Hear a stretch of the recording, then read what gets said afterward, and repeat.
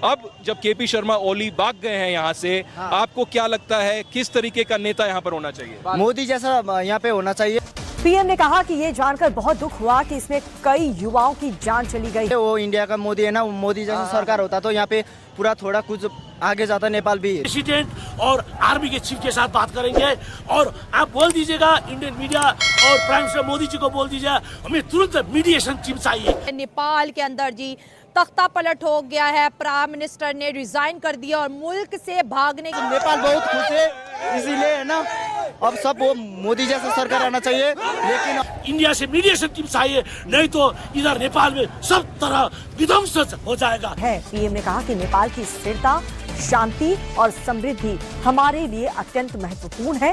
इसके साथ पीएम ने नेपाल के लोगों से शांति व्यवस्था बनाए रखने की अपील भी की है। नेपाल में हो रहे सत्ता के खिलाफ आंदोलन में योगी जी और मोदी जी दिखाई दे रहे हैं। वहां के जो युवा हैं, जेड जनरेशन है, वो लोग चाहते हैं कि उनको सत्ता में जो नेता मिले वो योगी जी और मोदी जी के जैसा हो। किसी का हाथ तो मुझे इसमें नहीं नजर आ रहा कि अगर आप कहें कि कोई यूरोपियन कंट्री या अमेरिका या कोई और इस तरह कर रही है। उनकी तख्तियां बनवा के अपने आंदोलन में यूज भी कर रहे हैं और साथ ही साथ ये भी कह रहे हैं कि अगर आज प्रधानमंत्री नरेंद्र मोदी जैसा हमारा भी प्रधानमंत्री होता तो नेपाल की स्थिति ऐसी नहीं होती। अब न सिर्फ प्राइम मिनिस्टर ने बल्कि उनके कैबिनेट के बहुत से लोगों ने रिजाइन कर दिया क्योंकि इस वक्त नेपाल हमें जलता हुआ सुलगता हुआ नजर आ रहा है। 4 सितंबर को सोशल मीडिया बैन। नमस्कार दोस्तों, जय हिंद।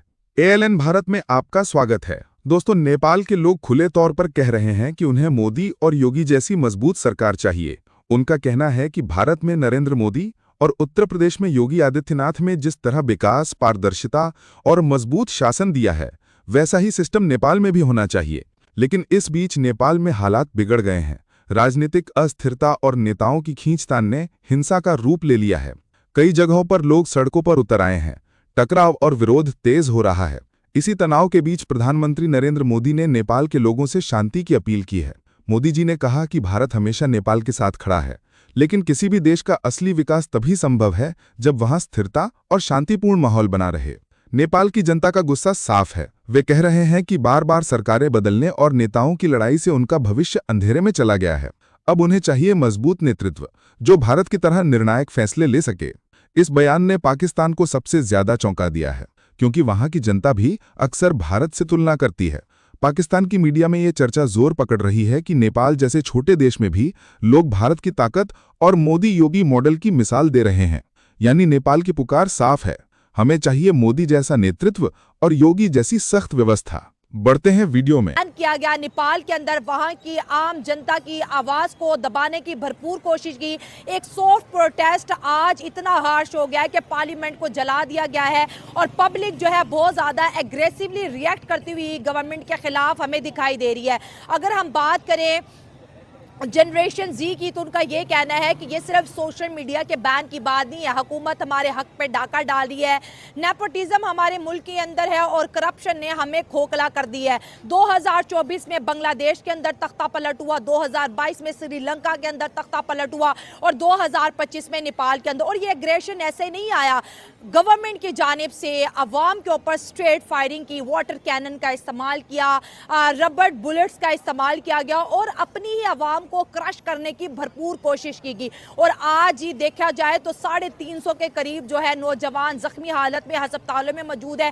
30 से ज्यादा लोग जो है अपनी जान की बाजी हार बैठे हैं और इसको इनकलाब का नाम दिया जा रहा है। और इस वक्त अगर रोड्स की सिचुएशन बताएं तो वहां पर जी आर्मी नाफिज है। काठमांडू के अंदर बहुत ज्यादा सिचुएशन हमें क्रिटिकल नजर आ रही है। अवाम जो है कर्फ्यू के बावजूद भी रोड्स के ऊपर मौजूद है और नारे लगा रही है कि हमें हमारा हक दिया जाए। सोशल मीडिया बैन करने से Facebook, Twitter, Instagram and YouTube और भी बहुत से प्लेटफॉर्म बैन करने से क्या यूथ की आवाज को दबाया जाता है?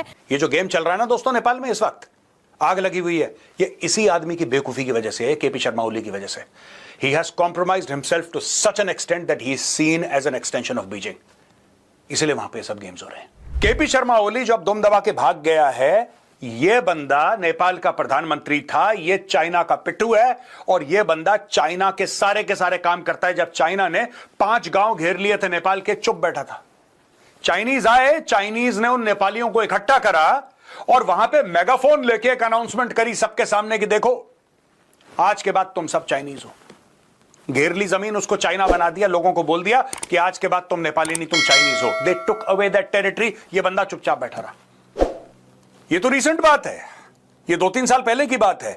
मैंने जब 5-6 साल पहले ये बात बोली थी कि पूरी की पूरी नेपाल की सरकार, ये जो लेडी है एम्बेसडर, ये मैनेज करती है, हैंडल करती है, इसने फंसा रखा है केपी शर्मा ओली को, तब लोगों ने बोला आप ऐसा कैसे कह सकते हैं। आप, मैं ठीक कह सकता हूं। यकीनन यहाँ पर जो अभी इस वक्त जो हमने नेपाल में देखा कि जो यूथ है वो बाहर आई और सोशल मीडिया और कई चीजों के ऊपर जो है वो पाबंदी लगाई गई थी, उन्हें ब्लॉक किया गया था, उसके अगेंस्ट आई है, करप्शन के लिए बाहर निकली है और उन्होंने जिस तरीके से प्रोटेस्ट किया, ऐसे खैर बहुत लोगों का नुकसान भी हुआ, कुछ लोगों की जानें भी गई, लेकिन बहरहाल इस तरह के कामों में इस तरह जो है वो प्रोटेस्ट में लोगों की जानें भी जाती हैं और चेंज भी आता है, जो कि वो ले आए। 1 वीक से ज्यादा हो गया जब ये हंगामे शुरू हुए थे और उसके बाद होते चले गए और फिर लोगों ने देखा कि किस तरीके से वहां के जो प्राइम मिनिस्टर थे और कई 4 मिनिस्टर्स और भी बताए जा रहे हैं जो हमारे टीवी चैनल्स पे और सब जगह पे न्यूज जो चल रही है,